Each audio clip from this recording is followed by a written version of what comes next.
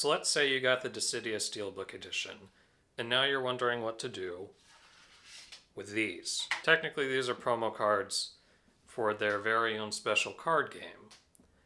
And coincidentally, each one of them seems to fit perfectly with one of the 3 initial starter decks. So maybe that's their way of trying to trick you into buying them.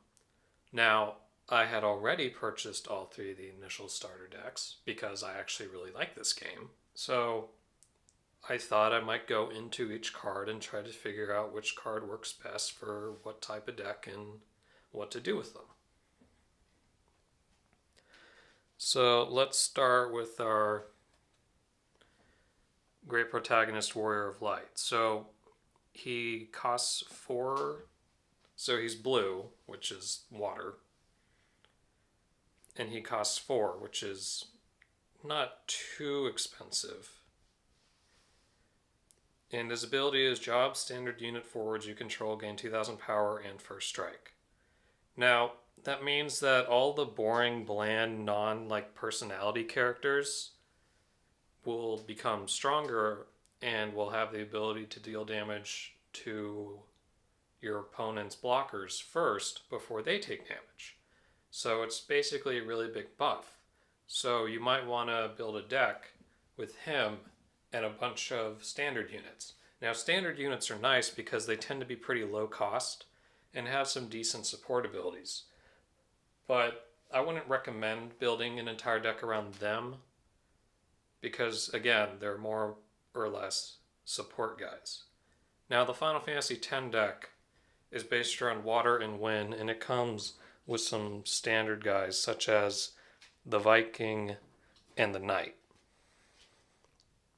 Now, Viking's good because it's cheap and it lets you draw another card, which is really nice for blue and green because all their cards are low cost and there's a lot of spells in there.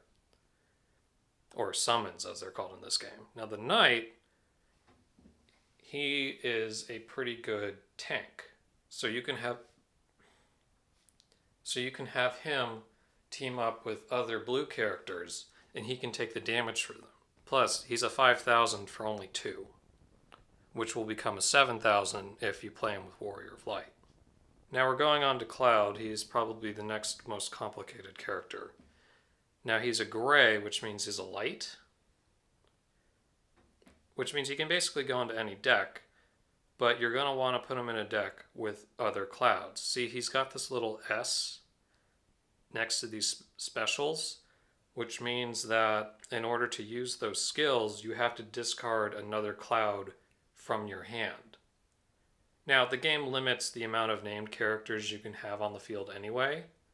So, I mean, you're not going to use those extra clouds. Might as well turn them into fodder for some pretty cool abilities, such as Meteor Rain, which hits all your opponents for 4,000, or Omni Slash, which just straight up kills one of your opponent's enemies. He also has Brave, which means you never have to turn him sideways or tap him, or as they call him in this game, dulling. Now, again, since he's a light card, color doesn't really mean anything.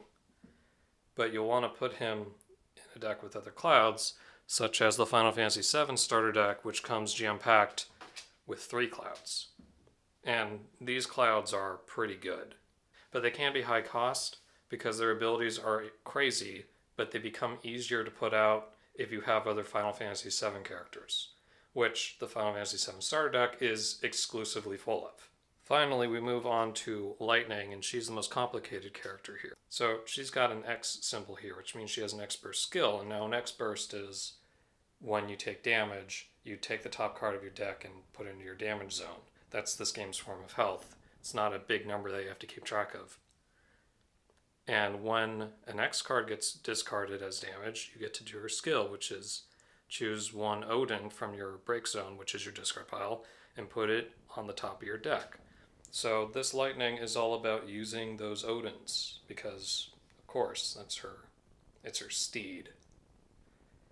And her special ability not only requires you to discard another Lightning, but to also discard an Odin, which lets you to kill 2 of your opponent's cards that have less than 4 cost, which can be pretty nice. There's not a lot of cards in this game that let you just outwardly kill other cards.